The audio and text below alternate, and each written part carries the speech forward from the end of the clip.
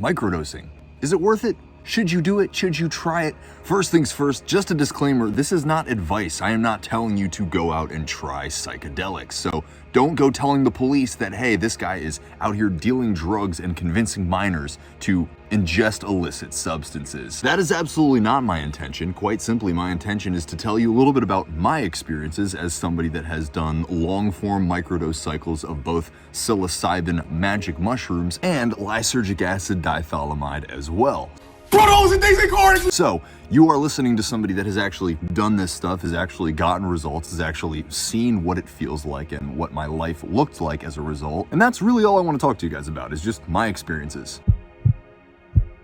Especially if you're somebody that is considering going on a microdose cycle, I want to kind of give you some feedback about what you can expect, and maybe some things to look out for just to make sure that you do things a little more effectively than I did things, especially in my first few cycles. So getting into microdosing for me originally was just the result of drug experimentation. I mean, I'm going to be honest, starting at the age of 15 was somebody that found out about weed, found out that, hey, you know, a lot of the stuff that we learned in health class in DARE is total bullshit, right? Weed is not going to turn you into, a violent homosexual or whatever it is that they're trying to convince you in this kind of Reagan-esque fear-mongering stuff that they still actively carry out in most public education classrooms. So right around the time that I was 15, I discovered this shit just really isn't true. And if I could go back and tell my 15-year-old self anything, it would be, hey, the danger of weed is not that you're gonna turn into some, violent criminal and all of a sudden your lungs are gonna give out and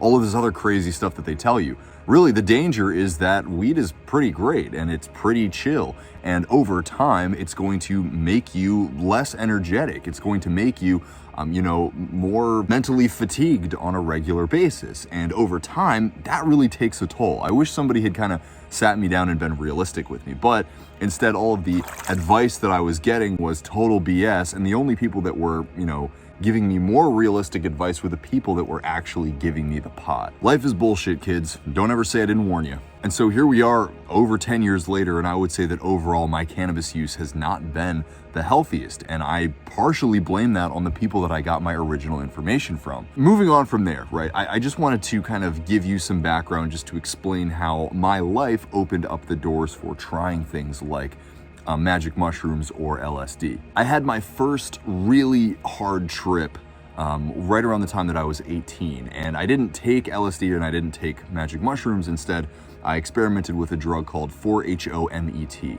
Now this is a psychedelic that gives you deep effects both as far as, internal emotional states, but also visual, actual hallucinogenic experiences. I want to try to make this video relatively succinct, so I'm not going to go deep into that experience, but what that experience gave me ultimately was a sense that as long as I'm finding substances that are known to be safe, have had clinical trials, there's really not much to worry about. And I had a lot of people in my life that were experimenting with other hallucinogens, the main ones that everybody knows about being LSD and mushrooms. And they were kind of giving me that same kind of feedback of like, look, this stuff has been heavily experimented on, everybody does it. There's no examples of anybody that's ever, had horrible situations to the point that they actually died. Now going forward, I have in my research found that, hard psychedelic trips, especially those done on a regular basis, can lead to some pretty intense mental illness. Now that being said, that's not something necessarily to worry about if you're doing things in a way that's measured, if you're doing things in a way that you're not doing them so often that you would have to worry about permanently altering your mental chemistry in the worst of ways. But at the time for me, I had plenty of evidence that what I was doing was safe, and that there were other things that I could pursue that were also safe. So that led me to multiple years really of seeking to do these experiences on a very regular basis. From the point of when I was 18 until I was about 22, I was tripping every 2 or 3 months, right? About every 3 months I would go out and have a full day trip. And so at this point I've probably done between 30 and 40 full-fledged, full dose hallucinogenic trips. And again, I can make more videos about that in the future if you guys want to see stuff like that. But around the time that I was, in my sophomore year of college, I started learning about the concept of microdosing. I'd heard a little bit about it here and there, but I started really researching it and found that there were a lot of people that had some pretty incredible results from doing these small dose but consistent dose hallucinogenic cycles. And so I wanted to give it a try. And luckily at this time I had tons and tons of access to getting LSD, to getting mushrooms. And so LSD was something that was much more comfortable with me. I had a lot more familiarity with it. And because I understood what the effects were, I could very easily justify it to myself if this is something that I wanted to try. From doing the research, I found that the people were talking about having, increased degrees of focus, increased feelings of energetic creativity, right? Creativity that they could actually act on. And so, like I said, from my experience, I already knew that this was the case. And I wanted to see, what would it be like to have this experience without the trip, right? Without this, really intense hallucinogenic experience, just kind of experiencing these small benefits on a regular basis. The first time that I really invested in a microdose was, like I said, in my sophomore year of college. And that's one that I did for about 60 days. For me at this particular point, there were a couple of hiccups, right? I didn't really understand how to dose effectively. So the first couple times that I did it, I did experience a degree of a trip. I did experience, visuals. I did experience that kind of nauseous feeling that you get in your gut when you do a major trip. Now, these things didn't last very long. I mean, it was really just the first couple times that I did it because I just didn't understand how to dose. But once I understood that I literally just had to get below a certain threshold not to experience these things, I was off to the races. I pretty much just found the average dose that I could take that allowed me to conserve the LSD that I had to an effective degree, really rationing it effectively, and also not experience any hallucinogenic effects on a regular basis. Like I said, my goal was really not to experience anything. I just wanted to see long-term, were there any changes? I would say that in this particular experience, it was a little bit hard to measure what the results were. A big part of that was that I was smoking weed on a very regular basis. And so a lot of my perception of the changes that I was having or, could have been having or perhaps should have been having, I felt like a lot of that was throttled because I was experiencing regular fatigue from being stoned all the time. And so this fatigue kind of led me to feel like I'm not really seeing any other results that I want, right? If you smoke pot, you know that the initial high is a very intense creative energy and you want to go out and take a lot of action. But that will wear off pretty quickly just because of the fatigue that comes in association with being stoned. And so because I was experiencing these consistent, massive creative bursts, but then I was also feeling the drag of not being able to take action from them, I can't necessarily say that I associated any major changes with the LSD. Like if there were things that I noticed, it was like I was attributing the lack of being able to do anything with it or even the changes themselves to being high. So I hope I explained that effectively enough. Ultimately, right, on the first time around, I didn't notice my grades getting significantly better. I didn't notice, myself making any significant progress in the arts that I was working on or the miniature business projects that I was working on. I just kind of found myself looking, right? I just kind of found myself searching for changes to see, is anything actually happening to me? Needless to say, I didn't stay consistent with that for long at all. After the 2 months that I had been doing this, it was just like, I'm just kind of paying for something that seems more like an ideal, right? I kind of just want to be somebody that microdoses, to be, cool like those Silicon Valley dudes or whatever it is. But, I was a college student. I didn't really have the money to be, investing in some kind of experiment that, number one, I didn't really know how to manage that well. And number two, I just didn't really see anything happening. Now what I want to do is give you an example of a LSD microdose that did work. So years later, I was out of college, I was doing my own thing with my business, and the idea of, neurotropics or all these kinds of supplements that enhance your mind started becoming prominent once again, especially because I'm in the health and wellness space. You're gonna get a whole lot of these people talking about these little boosters that you can use to just, mildly improve your performance. And ironically, I'm kind of making this video in part because I made a video on ashwagandha recently that got a lot of pretty good traction. So I figured, hey, I've been thinking about making this microdose video for years. Might as well talk a little bit about it. So anyway, back to the point, I was, running my own business. I was working on a lot of creative projects. So basically I was doing freelance videography on top of fitness coaching, on top of doing a lot of marketing consulting, essentially. All of this was leading me to a place where I kind of just felt burned out all the time, right? I kind of just felt like I was struggling through my day to get to the end of the day, and the end of the day was like this big reward. And I just felt like it was like a worse rat race, because number one, I was working like more hours than the average 9-to-5er.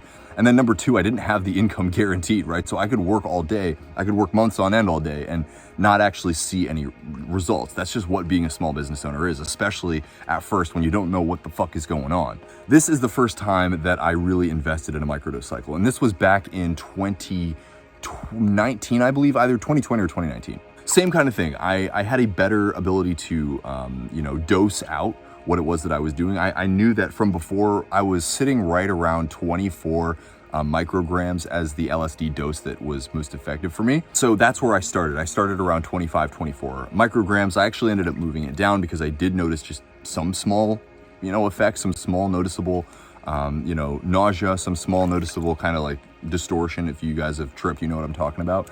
And I didn't want any of that. I wasn't trying to experience any kind of, really intense trip on a regular basis. I think when I first started the microdose, a lot of it was this sense of like, oh, I want to be tripping, right? I like how that feels. And so some part of me wanted to trip.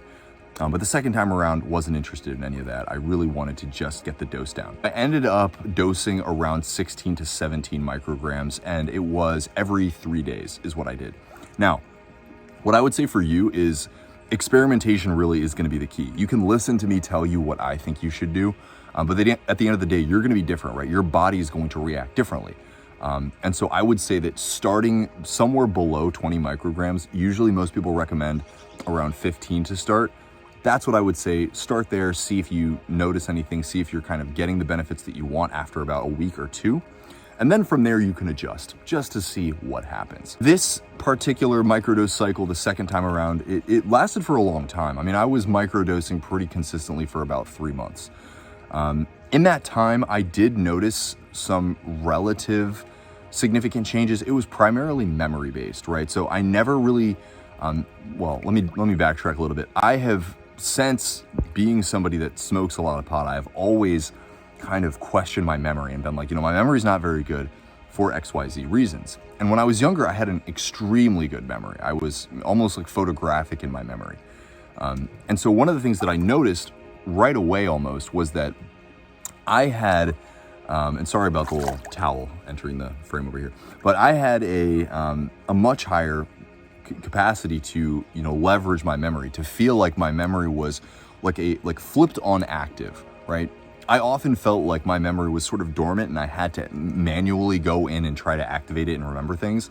But while I was microdosing, it was more natural. It felt more like my memory was just kind of flowing with my stable consciousness or my active conscious mind. Overall, the result of this was confidence, right? Overall, I felt like I was just more willing to show up to meetings, more willing to show up to interactions, because I didn't have to question whether or not I had the mental capacity really to be in that situation. This was a massive game changer for me because I felt like I'd been spending years and years cultivating the tools, right? The real capacity to deliver results, both in my personal life and the lives of my clients that I was working with. But there was a lot of confidence lacking, quite simply because I didn't feel like the mental pieces were always all there, if that makes sense. What microdosing LSD helped me to do was just line those pieces up. And if you've ever seen Limitless, it kind of felt like that, quite simply because I was in flow. Now, it wasn't that extreme by any means, but it was just this piece that I felt like I'd been missing that was now there. And I could take action more from a place of confidence and not having to constantly question whether or not I was really capable, right? I think that every single one of us, the main thing that we struggle with is fears, doubts, and indecisions, right? Flick, flick, flick the water at your face. A lot of that just kind of felt like it was gone. Now, I'm sure much of that was this placebo that, hey, I'm doing this substance that's helping me do that, but it was also actively, I just felt more aware. For me, that's pretty much where it ends, right? That's pretty much where the buck stops. And I'm gonna talk a little bit about microdosing mushrooms, and we'll kind of talk about the comparisons there. And then towards the end of the video, I'll give you a conclusion on whether I think it's worth it, whether I found that it was worth it, which I hope helps you make an educated decision on, if this is something that you really want to do. I'm sure that's part of why you're watching this video. So my tale when it comes to microdosing mushrooms is almost the exact same, right? The first time that I did it was in, I believe, 2019, and it was it was a struggle, right? I was trying to figure the doses out. The first couple times that I did it, I actually tripped. And I, hoped that I would have these days full of productivity and, being focused in my creative works, but I ended up just kind of like lying on the couch, like watching the visuals and having to go for walks and stuff just because I was like, man, this is too overwhelming, right? It didn't take much to do that. The average dose for magic mushrooms is typically 3.5 grams. And I was shooting for somewhere around like 0.25 grams, something like that. And like I said, it was too much at first, even just that much. It was noticeable, and I didn't want it to be noticeable. I wanted it to be subconscious. I just wanted to get the results. And so that's something to watch out for, guys. I know I'm hitting on this point multiple times, but just watch out for trying to follow doses that other people recommend or that you haven't really experimented with. Don't go out and think, man, I'm gonna have this dope ass day, my first time microdosing, and I'm gonna do it by following this particular dose, right?